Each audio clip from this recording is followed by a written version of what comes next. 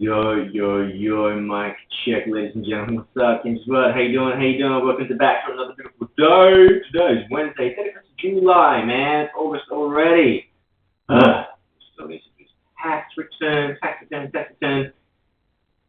Before I go manic. As I usually do. How are you? How you going? How's your energy? How's your fluidity? How's it all going? How's the motion in life? Ding! Motherfucker's trying to message me. How you doing? How you doing out there? If you're here, get the chat. If you've got any questions. But apart from that, how am I doing? I'm observing this crypto chart right now. Not really that different from yesterday. Nothing to speak of there.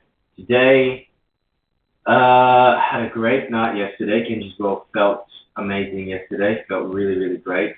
I'm just trying to stay connected. Hey, there's so many things going on, so many things that can easily try and take you out of your body, away from your body. And I'm just trying to stay with it as much as possible of staying centered, staying grounded. It ain't an easy game, but it's possible. I can see more and more how it's possible. You just got to know where to and how to connect. So that's the journey for everybody, I would say. I'm very lucky to connect to that source and be able to know how, as I've been instructed through my company practice. Very, very lucky. If you're in Brizzy, shoot me a message and I can tell you where that's at. Brisbane, Australia. Apart from that, it's just ticking off some list items right now. Focusing my attention, I think that's been really important. I've been a little bit fire hydrant or like a fire hose wide spray at the moment of trying to tackle a lot of different things. I'm noticing things that I just can't give my time and energy to, which is okay. It's a good thing to let go because more and more to just start dropping off the edge. And yeah, what am I doing for myself? Because I'm really thinking about those build projects that I want to do, and I'm getting really busy at the moment, things that I need to keep tending to. So time management, like we said, what are the big rocks? And it's good until you go down a certain pathway, like me right now, venturing into a certain business, the business consultancy. Until you really walk a path, you don't actually know what it's going to take, what time really mean in application of making that happen. What does that look like? And do you have other things that you might have realized are priorities? So sometimes taking a step, even if you don't think it's the right direction, I'm not saying the business I'm going is not the right direction. I'm saying that if you are maybe unsure of a direction to take or what to do, just start taking steps because those steps are going to give you valuable pieces of information that are going to determine how you go about that in terms of your work, life, relationship, hobbies, etc. But then also it will tell you if that's something you really want to be doing or if you want to pivot to another direction. And always remember, at the beginning, it's a beautiful place. Yes, you're a noob. Yes, you're starting out. But the beginning is a nice place you can pivot quite quickly from.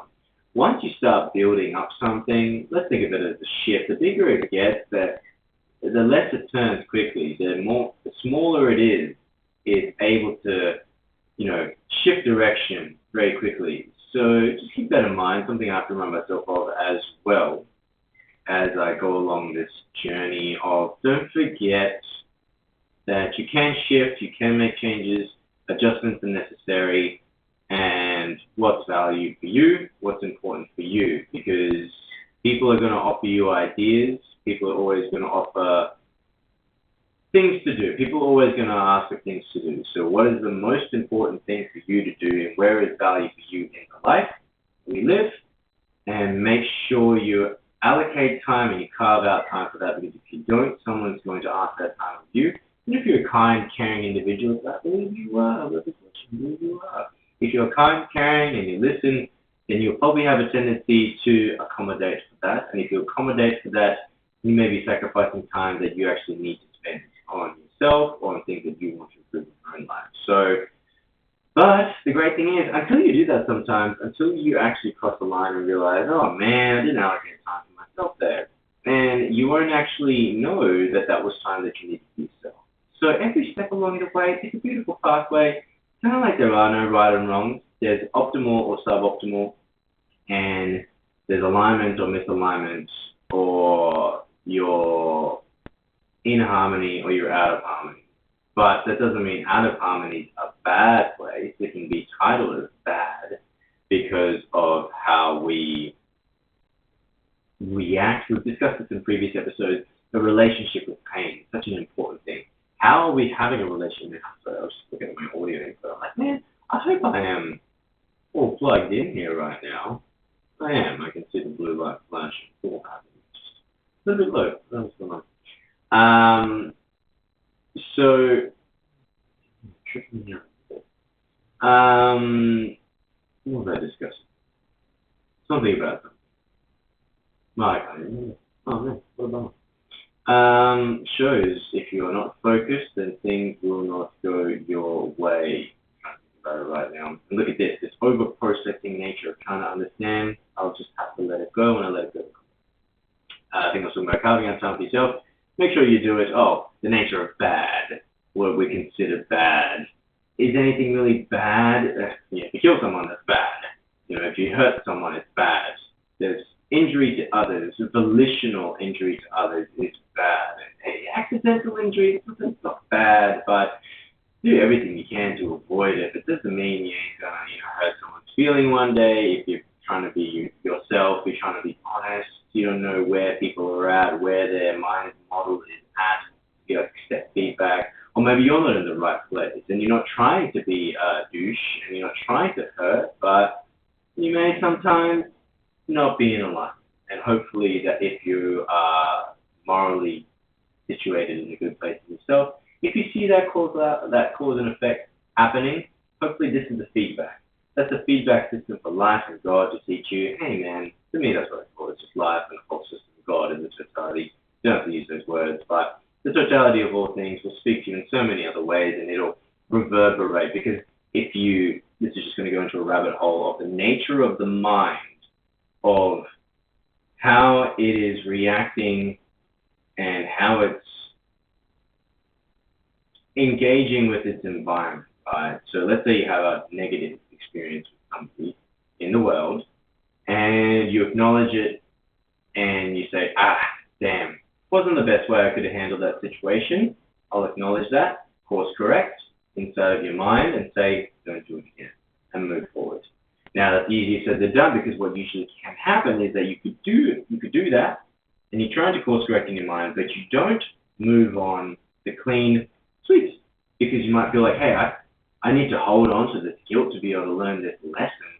I need to make sure I learn the lesson, and you continue to hold on to this guilt, and you can maybe see this guilt, this energy inside of your body is playing out in so many other parts of your life because you haven't let it go. It's like the story, but I like what it's speaking of.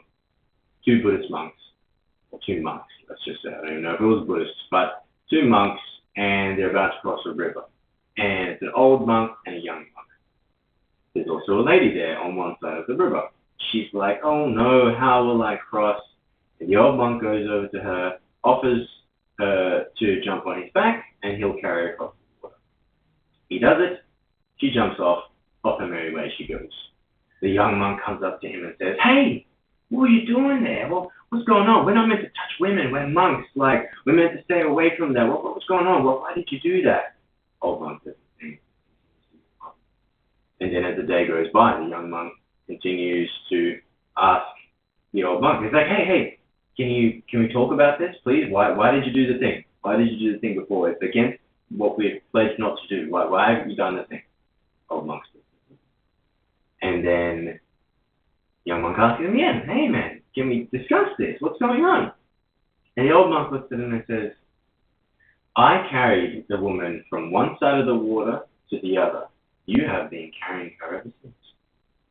How much do we continue to hold the thought processes, old narratives, stories, models in our brains that we continue to live through, because the energy is coming through us, right? Spirit energy, all that is coming through us, and it's going through our mental models, and then sort of reverberating out into the world in the physical manifestation of how we are reporting ourselves and how our energetic model is exuding into others.